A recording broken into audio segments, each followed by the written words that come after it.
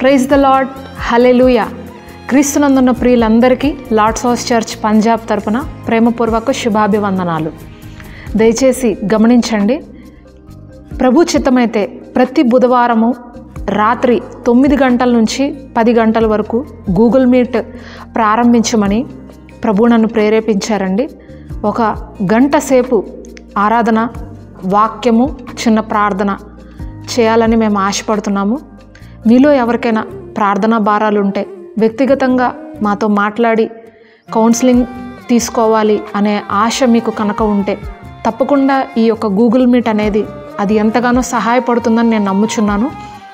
మీలో ఎవరికైనా ఇంట్రెస్ట్ ఉంటే గూగుల్ మీట్ మీరు ప్రారంభించండి, మేము జాయిన్ అవుతాము అని మీకు ఎవరికైనా ఇంట్రెస్ట్ ఉంటే ఆ ఒక్క విషయాన్ని మీరు వాట్సాప్ ద్వారా ఒక చిన్న మెసేజ్ పెట్టి మీరు నాకు తెలిపినట్లయితే అది మాకు ఎంతగానో ప్రోత్సాహకరంగా ఉంటుందండి.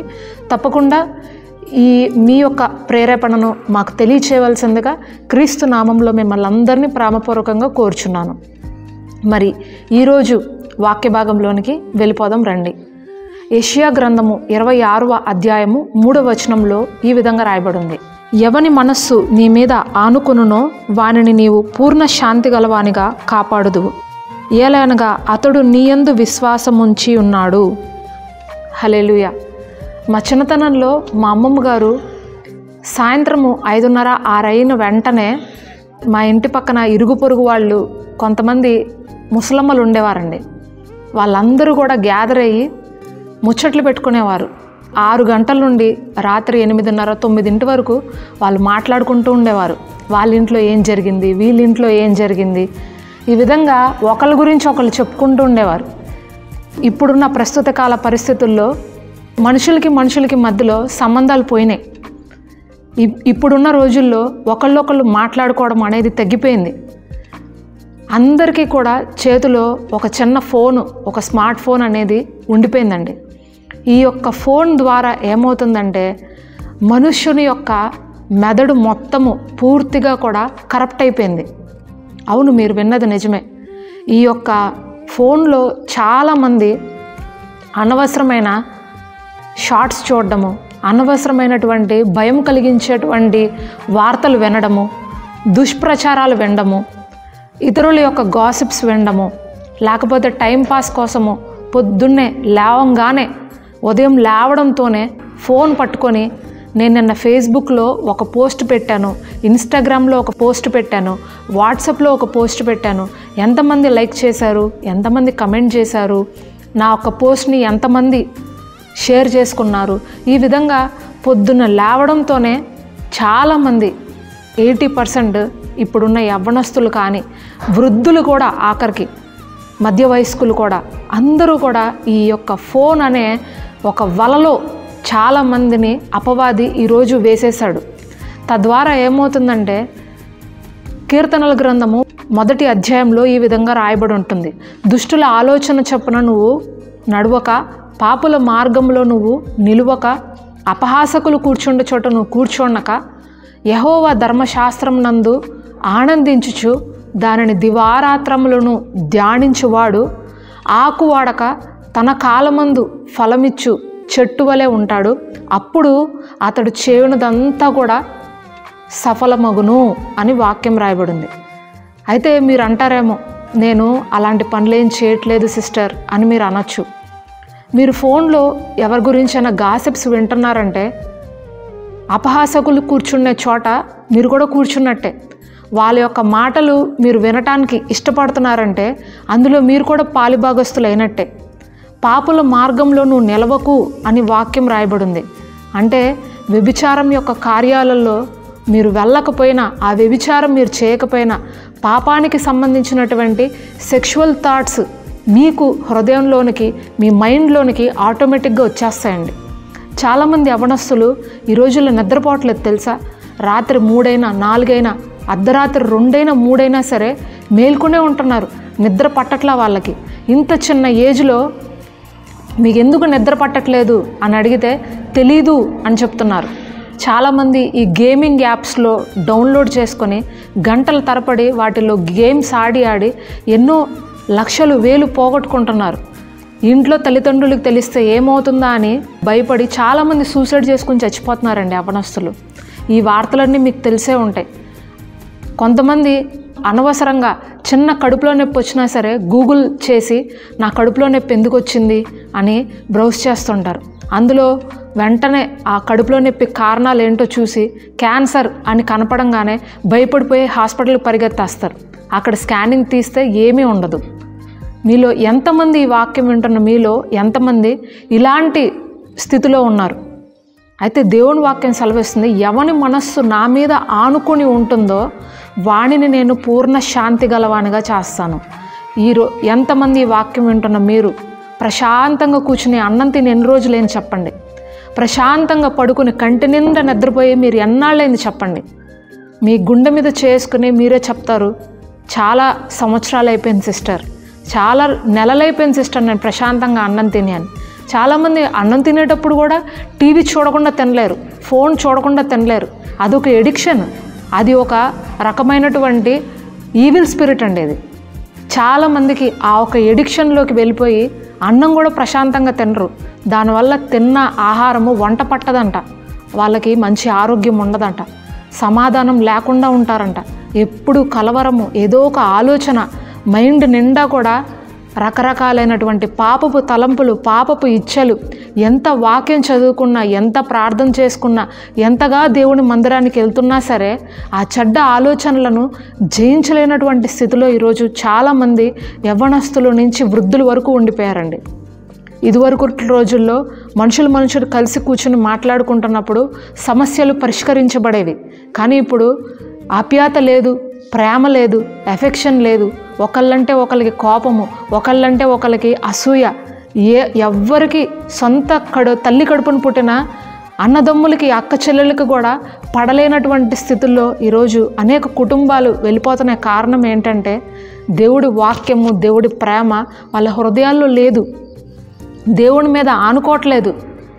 ఒక సమస్య వస్తే దేవుని దగ్గరికి వెళ్ళి ఇదివరకు రోజుల్లో ప్రార్థించేవారు, ప్రభువా నాకు సహాయం చేయనాయనా, నాకు సహాయం చేయనాయనా. కానీ ఈరోజు చాలామంది క్రైస్తవులు అనబడుతున్న వారు కూడా ఒక సమస్య వస్తే పక్కనున్న సహోదరుడి దగ్గరికి వెళ్ళటము, లేకపోతే ఆ పక్కింటి వాళ్ళని, ఈ అన్యుల్ని, ఆ అన్యుల్ని అడిగి వారి సమస్యలు పరిష్కరించుకుంటున్నారు తప్పితే దేవుణ్ణి వచ్చి అడుగుదామని లేదు. దానివల్ల మీ సమస్యలు పరిష్కరించబడుతున్నాయా?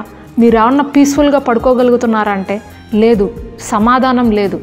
అయితే దేవుని వాక్యం సెలవిస్తుంది, ఎవరైతే దివారాత్రాలు నా వాక్యాన్ని ధ్యానిస్తారో, దివారాత్రాలు అంటే దాని అర్థము కష్టం వచ్చినా, సుఖం ఉన్నా, బాధ ఉన్నా, ఇబ్బంది పరిస్థితులు ఉన్నా, సంతోషకరమైన పరిస్థితులైనా, ఎలాంటి పరిస్థితుల్లో అయినా సరే దేవుని వాక్యాన్ని ధ్యానించి దానిలో ఆనందించే వాళ్ళకంట వాళ్ళు నీటి కాలువల యోరన నాటబడిన పచ్చని చెట్టు వలె ఉంటారంట. వాళ్ళు ఆకు వాడక తన కాలమందు ఫలమిచ్చు చెట్టు వలె వాళ్ళు సమృద్ధిగా ఉంటారు అని వాక్యం రాయబడిందండి. ఎలాంటి పరిస్థితులు వచ్చినా, చుట్టూ కరువు ఉన్నా సరే మీ ఇంట్లో సమృద్ధి ఉంటుంది. చుట్టూ మనుషులు ఎలాంటి పరిస్థితుల్లో ఉన్నప్పటికీ మీరు మాత్రము అనేకులకు మీ సంతోషాన్ని అందించేవారుగా, దేవుని యొక్క ఆనందాన్ని పంచిపెట్టే ఒక మంచి పాత్ర వలె ప్రభు మిమ్మల్ని తయారు చేస్తారంట. కనుక దయచేసి ప్రేమను సోదరులారా, ఈ బ్రౌజింగ్ ఆపేయండి, షార్ట్స్ చూడడం ఆపేయండి. టైంపాస్కి ఏదో కాసేపు చూస్తున్నానండి అని చెప్పొద్దు. ఆ ఒక గంట సమయము, అరగంట సమయము దేవునిలో గడపండి, దేవుని వాక్యాన్ని పట్టుకోండి. ఎన్నో సందర్భాల్లో అనేక కుటుంబాల్లో సమాధానం లేకపోవడానికి కారణము ఈ చిన్న ఫోన్ అనే ఎడిక్షన్ వల్లేనండి. అనేక మంది జీవితాల్లో వారి యొక్క హృదయం పాడైపోవడానికి, వారి తలంపులు పాడైపోవడానికి ఈ మైండ్ మీద అపవాది అనేకుల్ని అటాక్ చేస్తుందండి. కాబట్టి మన మైండ్ని కూడా మనం కాపాడుకోవాల్సిన ప్రాముఖ్యత పరిశుద్ధాత్మ దేవుడు మనకు ఇచ్చారు. నీ శరీరంలో ఉన్న ప్రతి భాగము దేవుని ఆలయం అంట, దేనిని కూడా పాడు చేయొద్దు అని దేవుని వాక్యం సెలవిస్తుంది.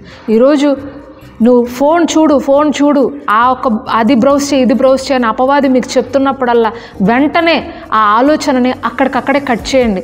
లేదు నేను దేవుని వాక్యాన్ని చదువుకుంటా, లేదు నేను ప్రార్థన చేసుకుంటా, లేదు నేను నా యొక్క కుటుంబం యొక్క పనులు చక్కబెట్టుకుంటా అని వెంటనే అపవాది యొక్క తలంపుని అక్కడికక్కడే కట్ చేసేసి మీకు వచ్చే ప్రతి ఆలోచన చెరపట్టి దేవుని పాదాల దగ్గర పట్టమని అపోస్తులుడైన పౌలు చెప్పాడు. అప్పుడు నీ జీవితంలో పూర్ణ శాంతి గలవానుగా నువ్వు ఉంటావు అని ఈరోజు పరిశుద్ధాత్మ దేవుడు మీకు మరొక్కసారి ఈ వాక్యం ద్వారా బయలుపరుస్తున్నారు. కాబట్టి ప్రేమణ సోదరి సోదరులారా, ఈ లోకము దాని ఆశ ఒకానొక రోజు గతించిపోతుంది, కానీ నీతిమంతుడు నిత్యము నిలిచి ఉంటాడు అని దేవుని వాక్యం సెలవిస్తుంది.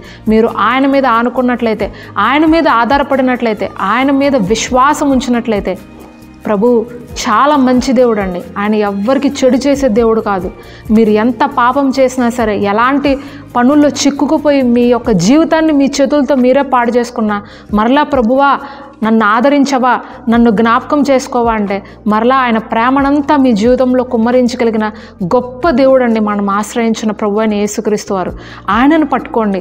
ఆ ప్రేమించే కరుణామయుడిని మీరు పట్టుకున్నట్లయితే ప్రభు ఈరోజు మిమ్మల్ని పూర్ణ శాంతి గలవానిగా చేసి, మీకున్న ప్రతి బంధకాల నుంచి మీకు విడుదల దయచేసి, మీకు సమాజంలో మంచి గౌరవము, పేరు, ప్రతిష్టను ఇచ్చి, ఎలాంటి పరిస్థితుల్లో అయినా సరే మీరు ఫలించి అభివృద్ధి చెందే విధంగా ప్రభు మిమ్మల్ని నిలబెడతాను అని ఈరోజు మీకు భరోసా ఇస్తున్నారు.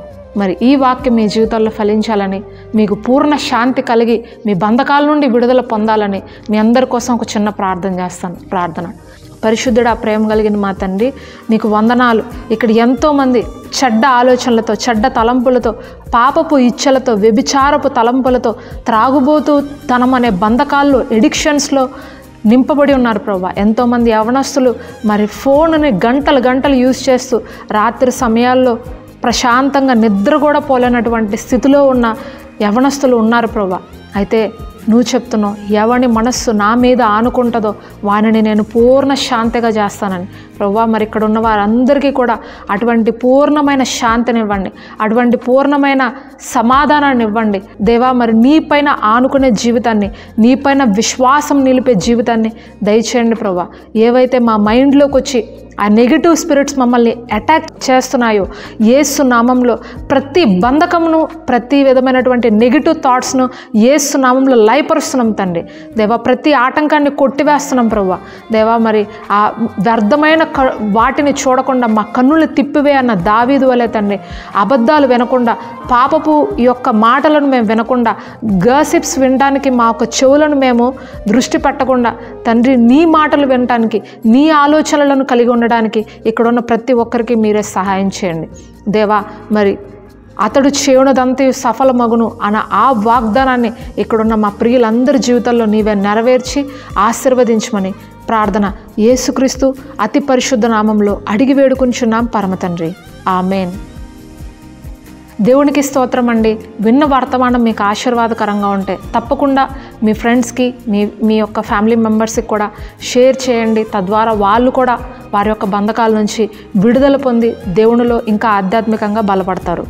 అలాగే దయచేసి గమనించండి, ఈ ప్రాంతము ప్రభు మాకు ఇచ్చిన వాగ్దాన భూమి అండి, వాగ్దాన స్థలము.